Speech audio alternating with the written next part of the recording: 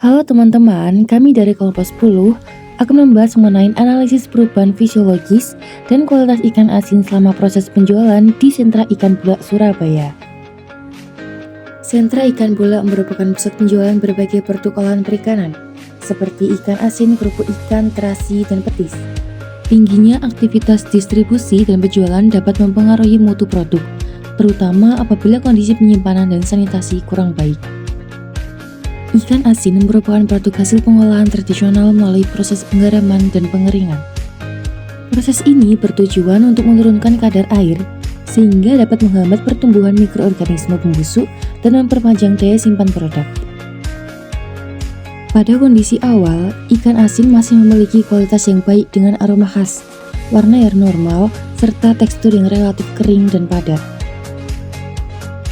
Analisis dilakukan di Sentra Ikan Bula Surabaya dengan metode observasi langsung. Pengamatan dilakukan terhadap kondisi fisik produk, lingkungan penjualan, sanitasi, serta cara penyimpanan produk oleh pedagang. Sampel dipilih menggunakan metode accidental sampling, yaitu mengambil produk yang tersedia di lokasi. Meskipun telah diawetkan, selama proses penjualan tetap terjadi perubahan fisiologis dan biokimia pada produk ikan asin. Paparan udara, cahaya, dan kelembapan dapat menyebabkan oksidasi lemak serta penurunan kualitas protein. Selain itu, aktivitas mikroorganisme tertentu masih dapat terjadi apabila penyimpanan kurang baik. Penurunan mutu dapat diamati melalui perubahan aroma, warna, dan tekstur produk.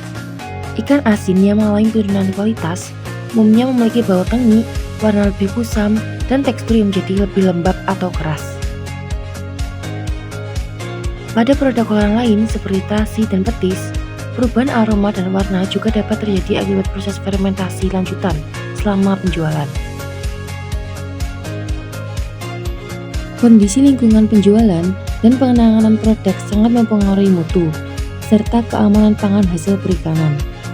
Oleh karena itu, diperlukan penyimpanan yang baik, sanitasi tempat penjualan, serta pengemasan yang tepat untuk menjaga kualitas produk agar tetap aman dikonsumsi masyarakat.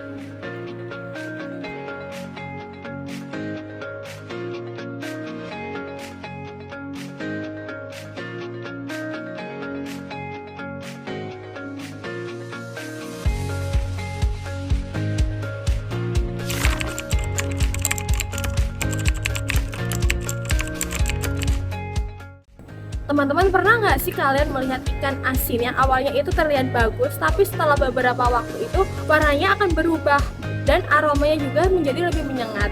Nah, perubahan tersebut itu ternyata berkaitan dengan adanya transformasi fisiologis dan reaksi biokimia yang terjadi selama proses penjualan, khususnya di pasar ikan Sentra Bula.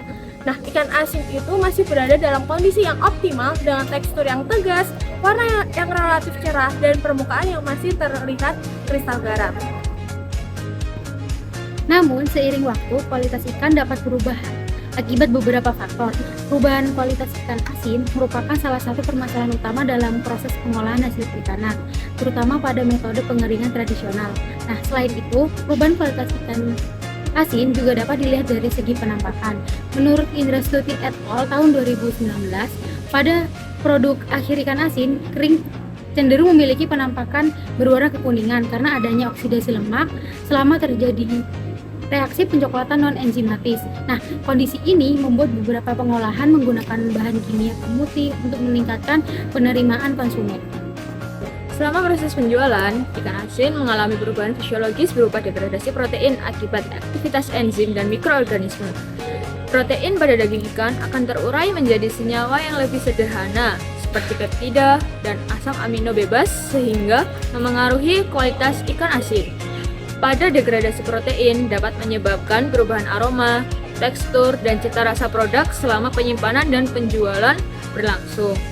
Apabila proses penyimpanan dan penjualan berlangsung terlalu lama, maka kualitas ikan asin akan semakin menurun.